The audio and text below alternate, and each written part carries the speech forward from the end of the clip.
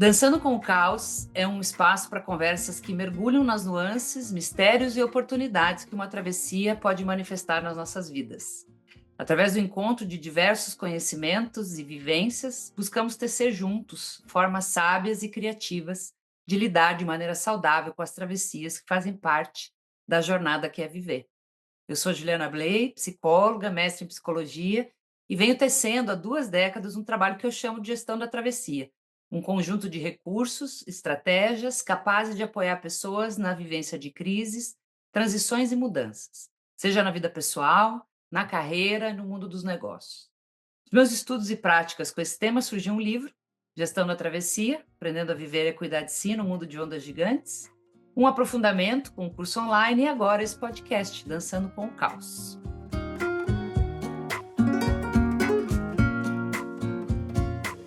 Vento ventou. O trabalho é sobrevivência, mas é também realização. Trabalhar é transformar o mundo e de muitas formas ser por ele transformado. Naquilo que chamamos carreira, insistimos em imprimir um desenho na nossa imaginação parecido com uma linha reta, sempre ascendente, fiel ao ponto de partida.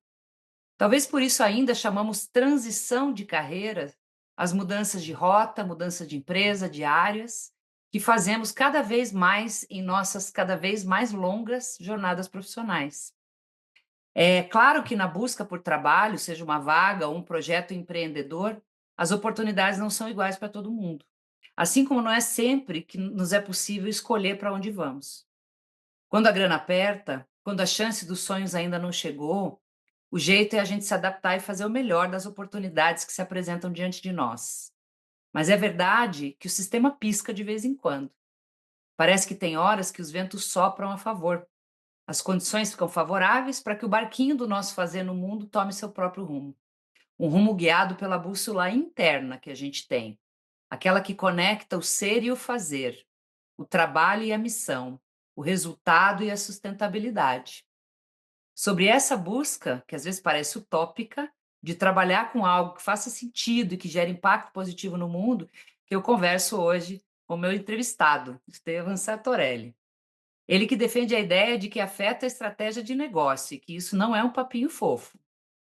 Ele já foi gerente de marketing e inovação da Natura, é um engenheiro de produção que entende de sustentabilidade de negócios como poucos no Brasil.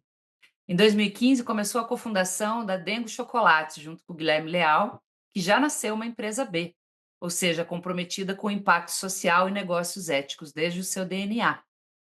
Hoje, com 40 lojas, eu acho, vou confirmar agora com ele, a Dengo é mais do que uma marca, é um projeto cujo propósito é gerar abundância e dignidade para mais de 200 famílias produtoras de cacau na região de Ilhéus, na Bahia. Além de querer contribuir para uma alimentação saudável, reduzindo níveis de açúcar e gordura saturada nos seus produtos.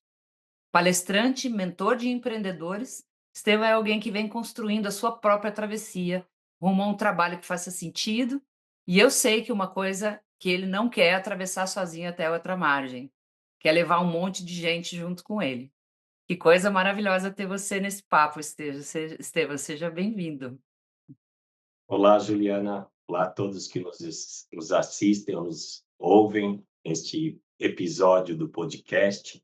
É um prazer estar aqui contigo, Ju, e é um prazer estar com todos vocês. Obrigado pelas palavras iniciais aí, lisonjeado de coração. Ah, que bom. Só disse verdade. Acertei a quantidade de lojas ou já cresceu mais que 40? Um pouquinho mais Ah, atualmente. Hoje estamos com 53 lojas no Brasil, em ah, 2025, e 2 lojas que já completam quase 2 anos de operação na Cidade Luz, a Bela Paris. Paris, que legal, que linda, que jornada linda.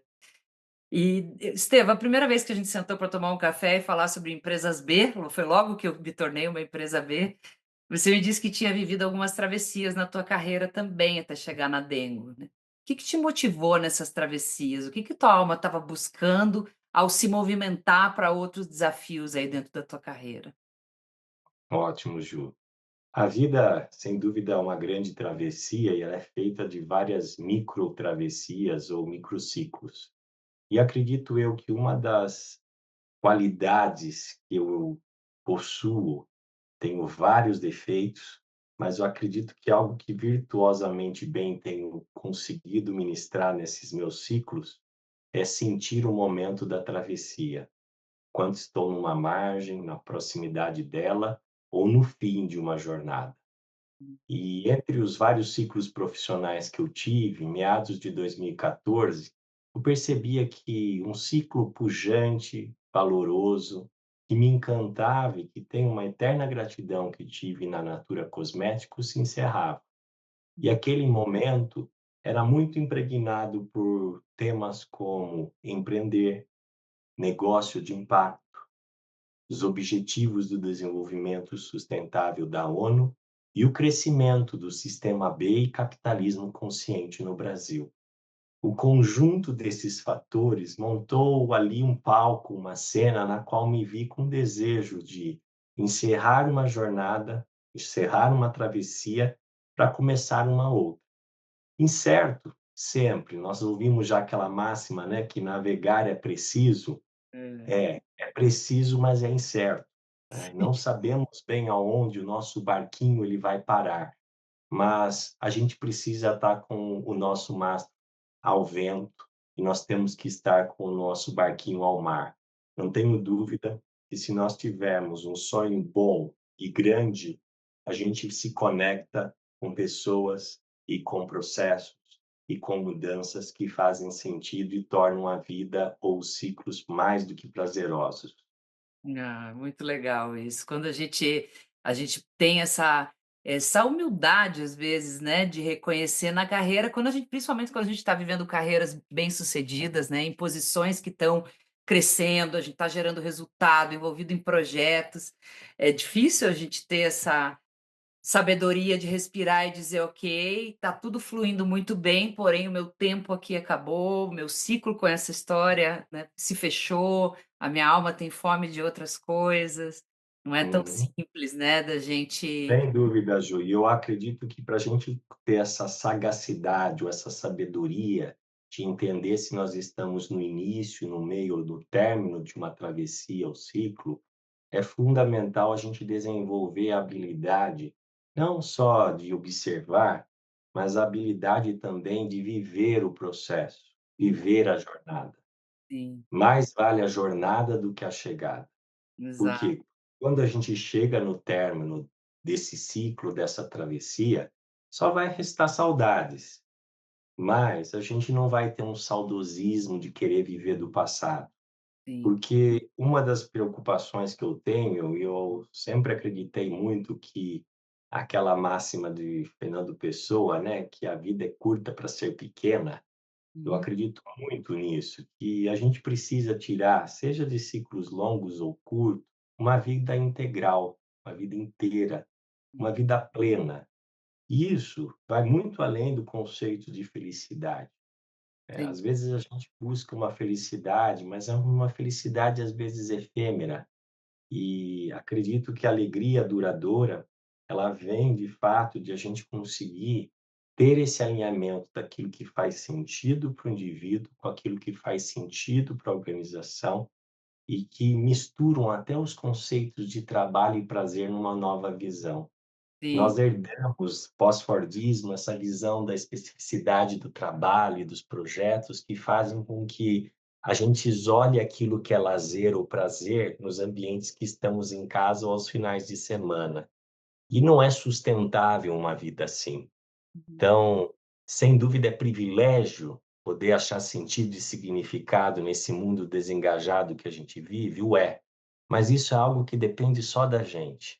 É uma questão de olhar, é uma questão de a gente desenvolver nossa consciência, nossos nossos valores e entender que, de fato, o papel que a gente tem ali é mais de servir do que de ser servido. Muito diferente da liderança ou da visão de liderança que nós recebemos ou aprendemos na administração clássica do século passado. É.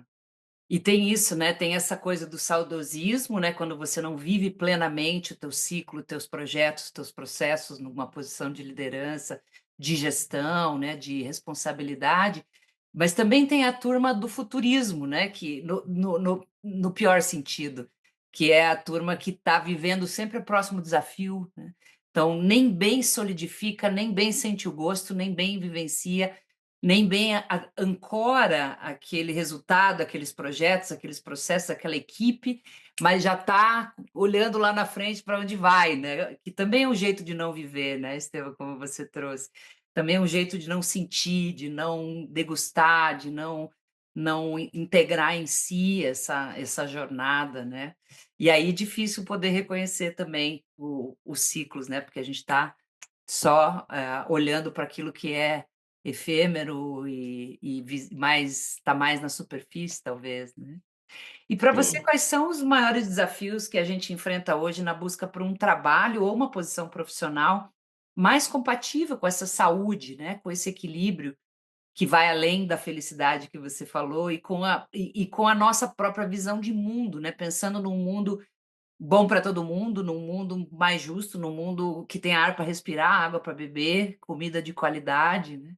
Quais são os bons ventos que sopram a favor e quais são os desafios aí que você vê para a gente conseguir para as pessoas conseguirem, navegar para um trabalho mais conectado com sentido e propósito, mas que também não seja desconectado, sobrevivência, rendimento, lucro. Eu já ouvi você falar algumas vezes em entrevistas, né, que o lucro é o oxigênio da empresa, né. Então uma empresa sim. não pode ter impacto social positivo e viver de propósito e não dar e dar prejuízo, né, isso não é saúde. Então quais são os É desafios e bons ventos que você vê hoje para a gente chegar nesse lugar? é interessante que até recentemente eu, no conselho, eu trouxe essa reflexão de que todos os anos são desafiadores nos últimos anos que passamos. E no mundo de policrise que a gente está vivendo, seja climática, seja de saúde mental, seja de renda decente, seja de perda de biodiversidade ou diversidade, equidade e justiça social em que a gente vive, a todo lugar que a gente olha, a gente percebe que sim, existem problemas. Mas a gente, ao mesmo tempo que a gente tem a capacidade de enxergar esses problemas, a gente pode enxergar oportunidades. Então, uma das correções de olhar, ou uma das educações da gestão que eu tenho procurado fazer, no âmbito de pessoa e profissional mesmo, é ser mais propositivo, ser mais protagonista cada vez mais. Uhum. Até porque a gente quer mudar o mundo, mas muitas das vezes a gente espera que o outro mude antes do que nós. E Sim. ser mais razoável. É reconhecer que sim, essa jornada talvez ela não esteja perfeita, mas o mais importante de saber com que gradação a gente está indo nessa travessia, qual é o pace dessa corrida, o mais importante é a gente ter certeza que a gente está indo na direção e no norte correto. E Uhum. eu percebo hoje, principalmente nas gerações mais novas no mercado de trabalho, uma desesperança, um medo, uma frustração. O brasileiro diz que a esperança é o que move ele, ou diz ainda que a esperança é a última que morre. Eu acredito que nós, muitos brasileiros hoje, não que isso também não ocorra lá fora, mas a gente vive com uma esperança um tanto oca.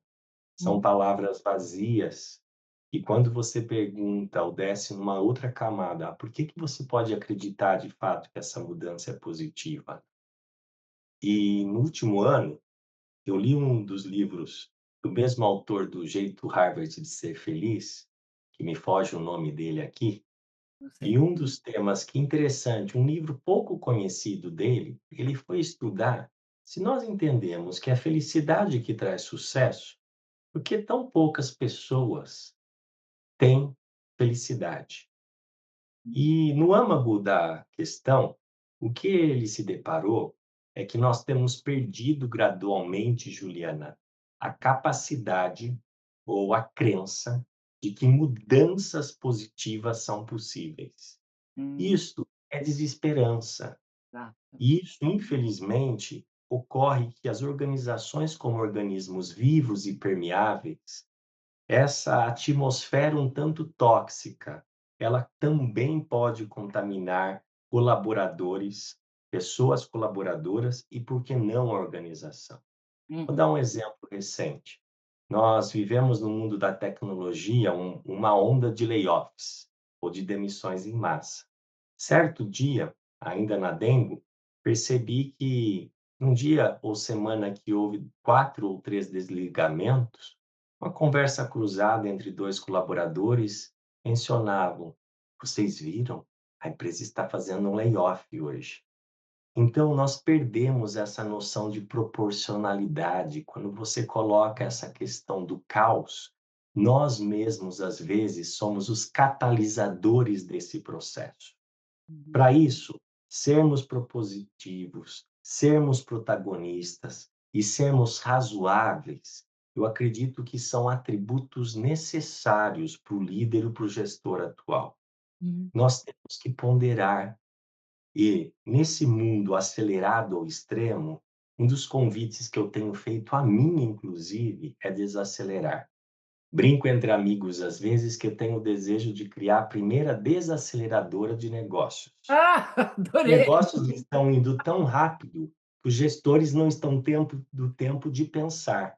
Uma Aham. recente pesquisa, Ju, mostrou que um alto executivo, né, um C-level ou um CEO ou uma CEO, ela ou ele dispensa cerca de 40% do seu tempo em atividades que não permitem ele pensar.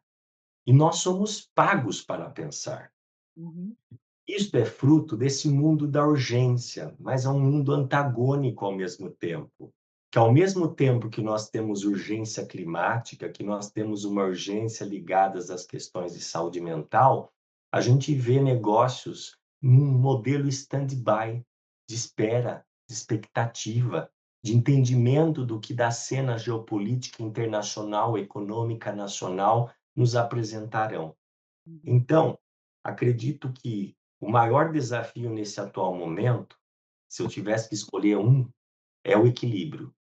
É É. como que nós nos reequilibramos, como nós buscamos o nosso eixo neste mundo que está a todo momento tentando nos tirar do eixo daquilo que a gente deseja para nós, para nossa família ou para o nosso negócio.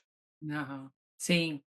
E aí é um vento que bate, e nos desconecta daquilo que realmente importa, né, quando a gente fala de propósito, quando a gente fala de construção de algo que faça sentido, nessa aceleração e nesse automatismo, é difícil se manter inspirado, com a chama acesa daquilo que faz sentido, né, a gente perde essa noção talvez.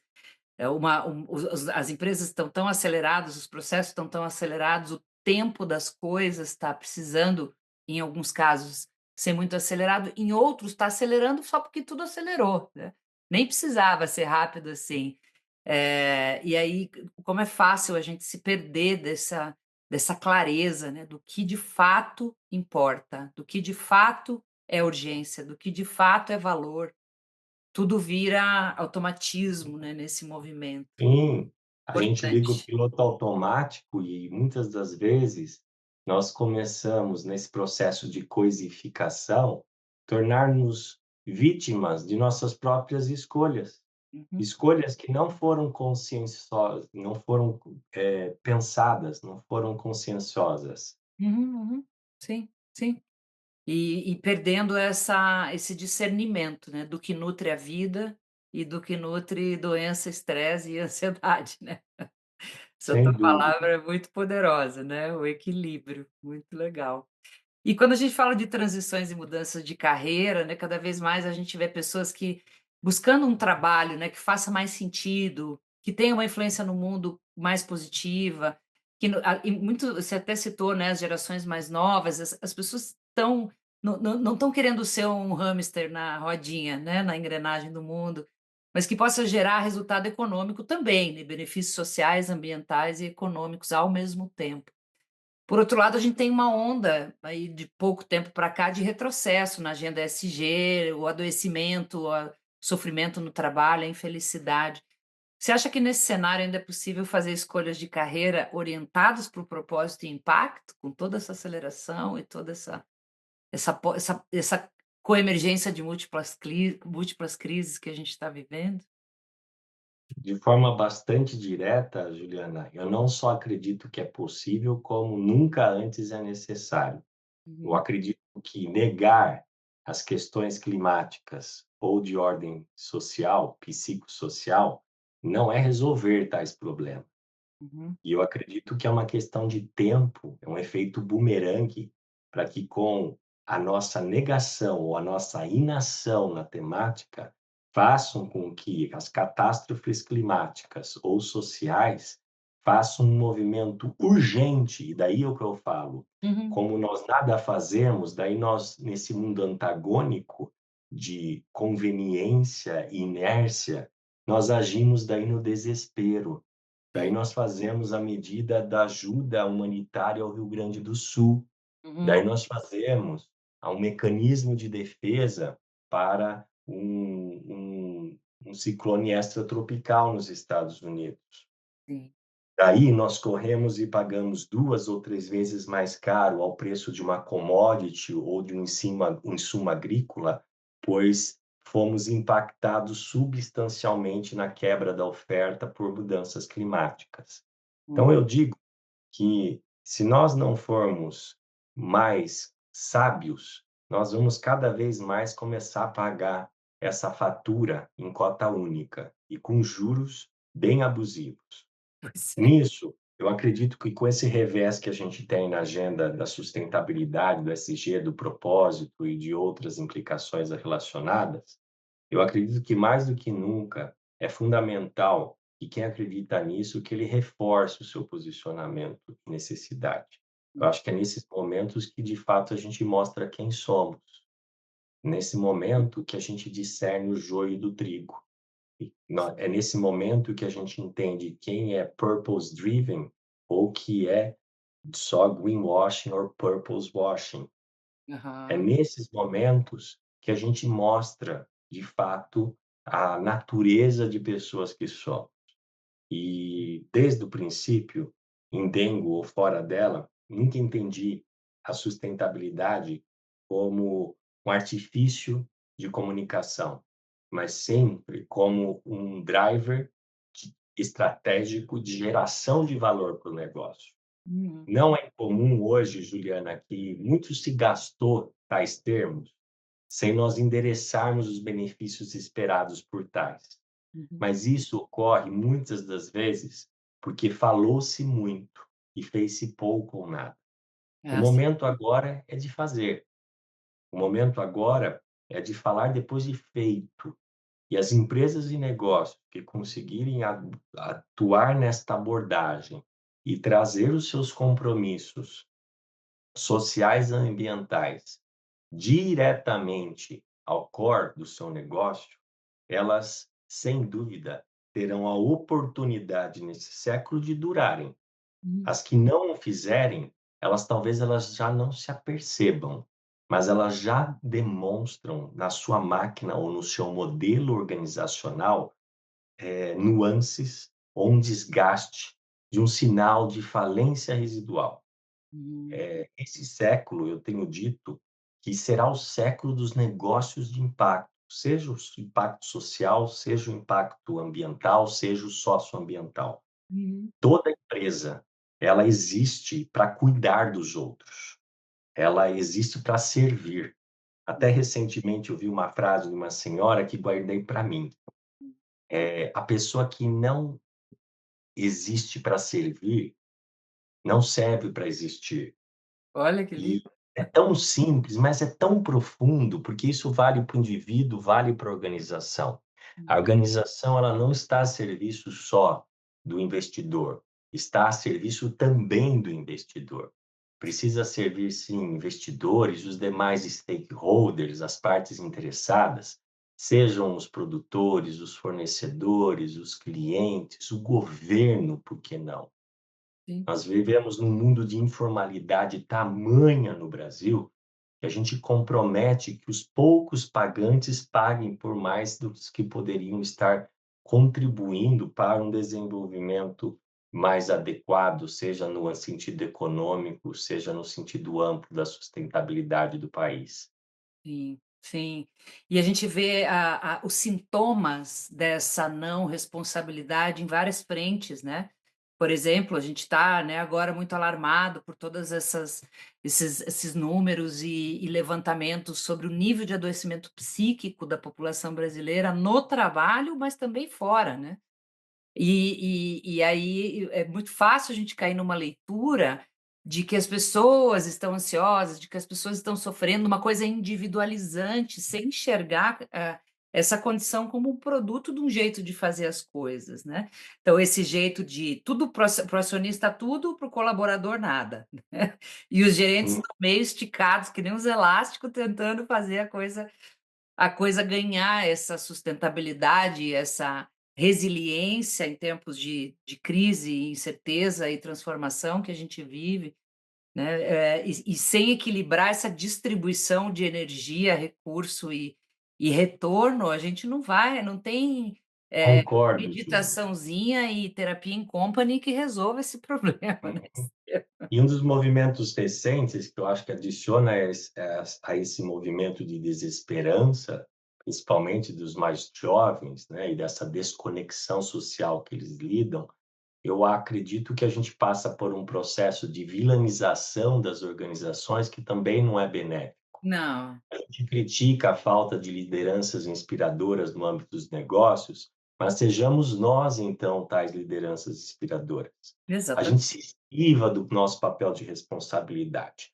Exemplo clássico disso é que, com a onda da saúde mental que a gente vive hoje, né, ou melhor dizendo, da doença mental, estamos longe da saúde, É. nós vemos que, sem dúvida, tem uma parcela que é decorrente da organização, mas tem uma parcela tão igual ou maior do colaborador ou da pessoa. E muitas das vezes são as instabilidades de um contexto familiar, de um contexto educacional, no sentido, raiz da palavra, Uhum. educação. Até recentemente eu amei isso. A gente deveria ter o Ministério do Ensino, porque educação é aquilo que você recebe em casa. Eu achei ótima essa colocação. Você vai para a escola para aprender, para ensinar, mas o que você recebe em casa é educação, que são valores, que são princípios éticos, né, de moral, que cada vez mais a gente se depara. Então é muito fácil a gente vilanizar as organizações, e eu sou muito positivo em dizer, eu acredito que são as organizações, principalmente as privadas, que focam em lucro, mas num lucro consciente, equilibrado, que tem uma justa partilha do valor adicionado com os diferentes elos da cadeia, são as organizações conscientes um dos principais agentes dessa transição social e ambiental que o planeta e as pessoas urgem. Sim, sim. E econômica também, né, como alavancas econômicas, né, porque também muito desse sofrimento psíquico, que está fora do mundo do trabalho, também vem muito pelas desigualdades, pela falta de acesso, né, e todas as iniquidades que a gente tem aí também nesse universo social, né, e que de uma e que as organizações privadas que têm esse comprometimento com valores socioambientais e valores de sociedade, não só valores de resultado financeiro, elas Uhum, ajudam a alavancar inclusive essa consciência, esse debate, essa discussão, né, quando a gente vem falar de diversidade, quando a gente fala de acesso, né, ao recurso de sustento mais digno, como vocês fazem, né, na cadeia produtiva da Dengo com as famílias produtoras do cacau, né, quando a gente distribui conhecimento, recurso, letramento, a gente vai também criando, a partir das organizações privadas responsáveis, ondas de equilíbrio e de reciprocidade também de todos esses atores. uhum, Isso é muito sem dúvida. poderoso, né. E não é tão difícil assim, né, é, Não, eu digo que fácil não é, não, não é. difícil nem a gente quer, Uhum. mas eu tenho certeza, Ju, que é o melhor a ser feito. Aham, aham. Não estou dizendo que é simples, Hã. mas até aqui nós fizemos um conjunto de boas práticas de tudo que era simples.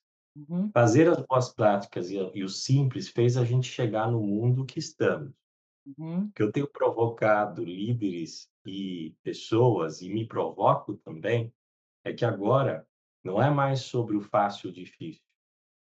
Agora é o momento de nós fazermos as novas práticas, que as boas práticas que nos trouxeram aqui não são as que nos levarão à frente, elas são uhum, insuficientes. Então nós precisamos ter novas práticas e fazer as escolhas certas. E nesse ambiente corporativo brasileiro é muito comum, às vezes, você ouvir aquela velha máxima: "Ah, mas isso é muito difícil, isso é muito complexo". Não é sobre esta ótica do fácil ou difícil, é sobre o melhor a ser feito. uhum, Nós temos que corrigir as perguntas ou a nossa mentalidade de abordagem do que aquilo que a gente está discutindo na tomada de decisão dos negócios.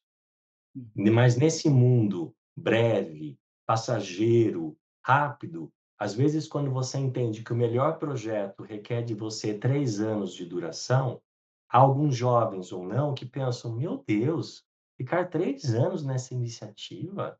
Eu não espero ficar nessa cadeira 3 anos". E a gente precisa começar a aceitar que temos que respeitar mais o tempo. A gente quer desfrutar do tempo num aspecto, mas a gente, ao mesmo tempo, a gente se autossabota, porque a gente não permite desfrutar desse tempo na carreira, na jornada, na travessia. uhum, Nós, hoje, fazemos um voo São Paulo-Paris em 10, 11 horas, e nós alçamos o dia em que nós vamos poder fazer isso, talvez, num teletransporte. A pergunta que fica é: mais tempo para quê? E por quê? A uhum, gente precisa rebatizar essa relação nossa com o tempo, de mais do que ter pressa para fazer as coisas, é fazermos com calma, para que as mudanças estruturais que são necessárias, elas ocorram. Senão nós vamos continuar vivendo esse mundo alegórico da cenografia, que ele é sorrateiro, que ele é passageiro. Para isso, eu digo muito sobre a importância hoje de a gente desenvolver uma visão profissional menos carreirística. Nós ah, precisamos repensar os incentivos organizacionais.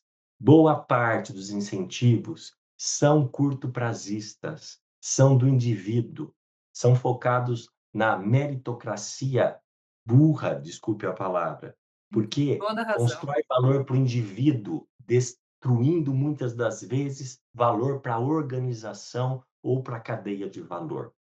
Então a Concordo. gente precisa realinhar esses incentivos mais coletivos, mais longo prazo e que tenham um senso de pertencimento ampliado por participação e mais acesso ocasionalmente de ações ou fundos de ações para todos, Uhum, né. Chapman já diz: "Todos são importantes". exatamente. Então a gente precisa reconectar, e reconectar com os colaboradores é fundamental.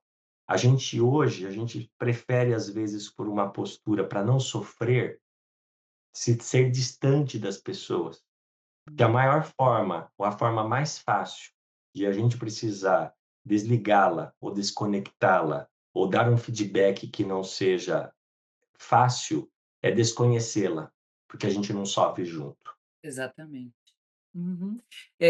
Eu brinco que a gente tem falado, né, há anos já, uns 10 anos, demais de escutativa dentro das empresas, e eu faço muita mentoria de gestores, né, nessas práticas de conversas que acolhem, conversas de escutativa, e ouvi muitas vezes isso, assim: "Eu não vou deixar a minha porta aberta, porque nós estamos atravessando uma crise aqui, e se eu deixar as pessoas chegarem na minha sala, elas vão chorar, e eu não sei o que fazer se elas chorarem".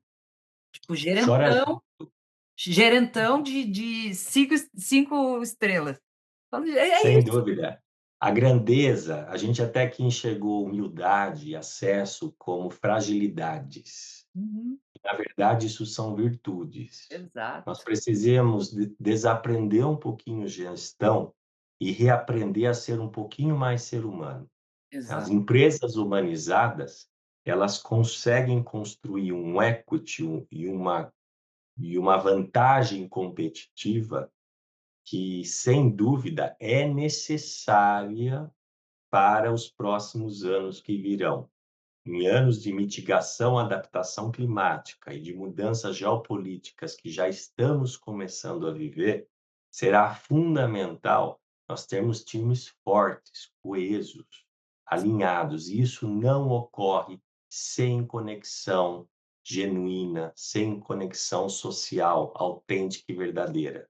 Verdade. Sem o afeto, né, como estratégia de negócio, que é o que você fala. Exatamente. Isso é o vínculo, né, é fazer vínculos fortes com as pessoas, e a gente não faz vínculo à distância, a gente pode fazer vínculo através de uma chamada de vídeo, né, então tem uma distância geográfica, mas não tem uma distância afetiva, empática, né, então tem pessoas que: eu estou sempre perto do time", mas não cria esses laços afetivos fortes, né.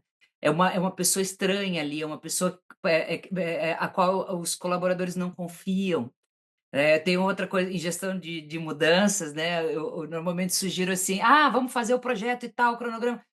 Então, vá lá, pergunta para as pessoas que vão operar essa mudança que vocês vão fazer, quanto tempo elas precisam. Não, pelo amor de Deus, não vamos perguntar, porque senão elas vão falar 1 ano, e o meu diretor quer fazer tudo isso em 6 meses. Falei: "Isso aí não é uma gestão humanizada, querido. Você quer participação, engajamento, empatia, só que você quer enfiar a goela abaixo uma coisa que não é viável, né". Ou seja, isso que Hum, você fala do curto-prazismo, né. O processo para ficar bem feito, maduro e sustentável, ele precisa de 1 ano, mas alguém em algum lugar decidiu que tem que ser 6 meses, ou o próprio gestor decidiu que vai mostrar serviço por causa de meta, por causa de resultado, bônus, que tem que ser na metade do tempo, e aí ele esfola a equipe dele fazendo isso. sem dúvida, Juliana. É que a gente vive ainda um mundo muito polar. Uhum. Às vezes, quando a gente fala de performance, as pessoas acham que não existe espaço para cuidado. Ou quando nós, e daqui defendendo como estamos, um mundo e uma organização com mais propósito, ESG e outros compromissos, alguns ousam dizer que não existe performance nisso. O que eu acredito é que nós precisamos cada vez mais defender o modelo E, Isso. é performance e impacto. Uhum. É resultado e propósito, não é ou, é Exato. e. E isto é possível. Eu não sei quando nós criamos essa falácia que para termos algo, a gente tem que abrir mão do outro. A gente pode ficar com as melhores porções, não é um trade-off. Com Não certeza. existe performance sem cuidado, e as pessoas se esquecem disso. Muitos gestores, com a gestão clássica, old school, às vezes acreditam que aquela gestão draconiana, ela é fundamental para gerar performance. Não, temos sim que aplicar todas as boas práticas e novas práticas de uma boa gestão financeira e de performance alinhada Sim. alinhadas à cultura de cuidado, uma cultura de afeto, uma cultura que valoriza as pessoas não em palavras ou frases de impacto, mas em exemplo cotidiano, diário. É sobre cultura organizacional, é sobre como você fala com as pessoas, como você olha para elas, é sobre como você convive com elas e de uma forma verdadeira, porque se não for genuíno, o colaborador vai perceber e Claro. não vai fazer diferença. Com certeza. Vira um care washing, né, vira Exatamente. vira uma empatiazinha fake, pra postar no workplace, né, no fim das contas. Você Ai. sabe, Ju, eu tenho dito que é uma pena as organizações, os indivíduos que não encontram propósito naquilo que fazem. Certamente é um privilégio hoje, nesse mundo de desengajados, trabalhar num negócio que tem propósito e ter propósito no trabalho. Uhum. Mas o que eu costumo dizer é que as pessoas que minimizam a importância do propósito ou desqualificam o propósito, é a autodenúncia de uma vida ou de um trabalho despropositado. Uhum. Porque quando ele encontra e vive plenamente um trabalho, uma vida com propósito, aquilo faz diferença não só na vida dela, mas dos seus familiares e da empresa. Verdade. Estevam, estamos em cima do teu horário aqui, não quero Mas esticar muito vamos lá. tua corda. Só queria te convidar para uma última perguntinha, que pode ser uma resposta curta, mas como você lida com o caos, como você se cuida nas tuas travessias? Você que tem uma vida super dedicada a um monte de frentes, né, hoje está no conselho da Dengo, tem uma vida executiva aí de muitos anos. Como é que você se cuida para viver as suas travessias? Ju, não é fácil. Acho que todos nós estamos aprendendo diariamente nessa travessia. Empreender no Brasil não é fácil. Os primeiros 7, 8 anos foram jornadas longas, monoblocos de segunda a segunda, e ciente de que se fizesse menos, teria dado errado. Então não vamos ser polianos em achar que empreender é fácil. Requer Romantizar. muito esforço, muita dedicação e existe o risco ainda de não dar certo. Uhum. Então, conviver emocionalmente e fisicamente nesse contexto não é fácil. Mas o que essa jornada de empreender com propósito tem me ensinado, né? E no momento que você percebe sinais que a corporação está em novos momentos, é fundamental a gente fortalecer o autocuidado. É insustentável levarmos uma vida como o workaholic. Uhum. Eu sou uma pessoa que amo o que faço, mas reconheço que mesmo aquilo que a gente ama precisa ter limites. Então, tenho procurado de forma prática comprar tempo para fazer atividade física, seja uma caminhada, seja uma atividade no parque, seja uma corrida. Tenho procurado tirar tempo para me alimentar intelectualmente. Nós não vamos ser líderes ou gestores com capacidade de gerir se nós não nos alimentarmos com informações, nos atualizarmos com aquilo que o mundo demanda da gente, para a gente dar informações atualizadas, confiáveis aos nossos colaboradores. Tenho procurado tratar também e abrir espaço para a espiritualidade. Eu acredito que todos nós temos que entender que o físico, emocional, o material e o espiritual precisam estar equilibrados para a gente levar uma vida plena. Sim. É isso, entre outros, Ju, que eu acredito que é viver com propósito. Viver com propósito não é só ter um case, uma empresa bem-sucedida, ou ter uma família que nos inspira o desejo de voltar ao final da tarde para encontrá-la, abraçá-la. Viver com propósito é esse equilíbrio do físico, do emocional, do material e do espiritual, para que a gente tenha uma vida plena, com sentido, com significado e com interesse. Sim, Fácil não é, mas é um privilégio para quem se dispõe a caminhar nessa travessia. muito E legal. deixo aqui um ponto que, ao ler Gestão da Travessia, e fui presenteado por você há algum tempo, gostaria aqui de citar um trechinho do livro que muito me impactou e tem tudo a ver com dengue. Hum, Para honrar a vida, é preciso preservar nossa capacidade de afetar o mundo e sermos afetados por ele. hum, Quando na Dengo, desde o princípio, nós defendemos o mote de pôr um mundo com mais dengo, é acreditar com essas palavras. uhum, Nós precisamos afetar e ser afetado. Nós precisamos amar e ser amado. Isso é tão simples e tão complexo. ESG, sustentabilidade, negócios de impacto, nada mais são do que cuidar e permitir ser cuidado, amar e permitir ser amado. Nós fomos complicando viver sem necessidade. Pode ser mais fácil. Não sim. estou dizendo que é impossível, é possível, mas isso vai exigir da gente esforço para que essa travessia ela seja prazerosa, que ela seja saborosa e que tenha muito sentido e muito propósito. Muito bom. Nossa, terminei com o coração quentinho aqui, terminando falando de cuidado e afeto. Esse é o mundo que eu quero viver e eu sei que é o mundo que você quer viver também. É o Muito mundo que todos querem viver. é. Mas as pessoas elas vão se cauterizando, Uhum, elas vão criando cascas. uhum, Se nós voltarmos à pureza de um coração de criança, nós vamos perceber que o que a gente gostaria, o mundo que a gente gostaria é muito parecido, Verdade. mas nesse processo de coisificação, de ter mais do que ser, Hum, nós vamos nos distanciando, nós vamos complicando o viver sem necessidade. né. Pode ser simples, não Hum, estou dizendo que é fácil, mas exatamente. tem cada vez mais defendido uma visão de que a era da abundância em bens de consumo está se findando e precisa se findar. Então, Verdade. cada vez mais, nós vamos precisar entender que nós vamos precisar consumir menos, pagar o preço real, o verdadeiro das coisas, Uhum. e nós vamos perceber que nós somos mais felizes, mais leves e menos endividados.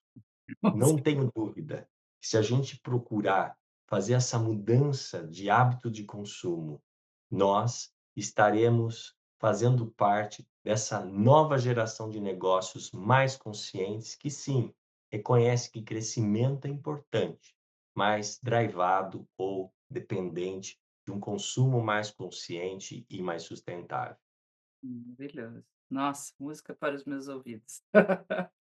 Muito obrigada, Estevão. Que coisa maravilhosa ter você por aqui. Muito inspirador te ouvir e te ouvir desse lugar de alguém que realiza, né? Desse lugar de alguém que está caminhando nessa estrada, né? A gente está aí conectando essa visão de mundo com negócios reais, com resultados reais, com desenvolvimento concreto. E isso faz a gente se esperançar, com certeza. Saio dessa Sem nossa dúvida. E é conversa. tão gostoso, Juliana, nessa travessia, a gente não ir só.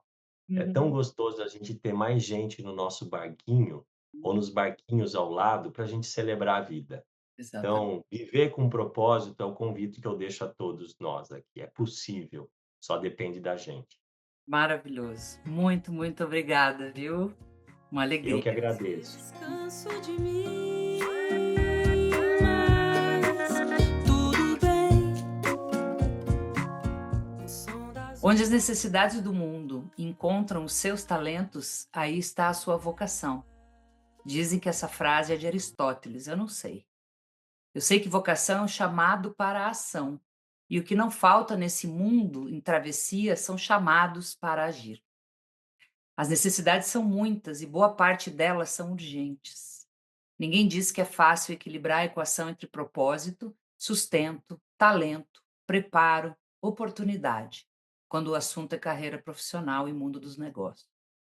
A vida real no trabalho é sinuosa, cheia de altos e baixos, dias bons, dias péssimos, novos projetos, antigos problemas, nada parecido com a ideia retilínea e ascendente, por vezes construída na nossa ilusão. Como alguém que estuda e atua no campo do trabalho há tantos anos, eu sei que o futuro do trabalho é incerto e pouco previsível, mas eu arrisco dizer que o presente é repleto de oportunidades de começar a fazer diferença, de começar essa transformação.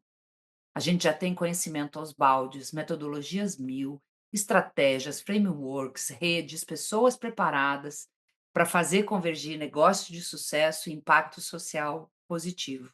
A gente tem tudo. É preciso começar a fazer. Ou seja, para que as empresas e iniciativas sejam, ao mesmo tempo, lucrativas e também sustentáveis e que gerem benefício real para as pessoas, para as comunidades, para as cadeias produtivas inteiras, para o meio ambiente. É esse o mundo que eu quero viver. Dançando com o Caos é um podcast com roteiro e condução de Juliana Bley, concepção e mídia por Camila Simielli e Juliana Bley, produção de Jéssica Jansen, edição de Alex Henrique, trilha sonora de Thaís Morel e apoio da DMT Palestra.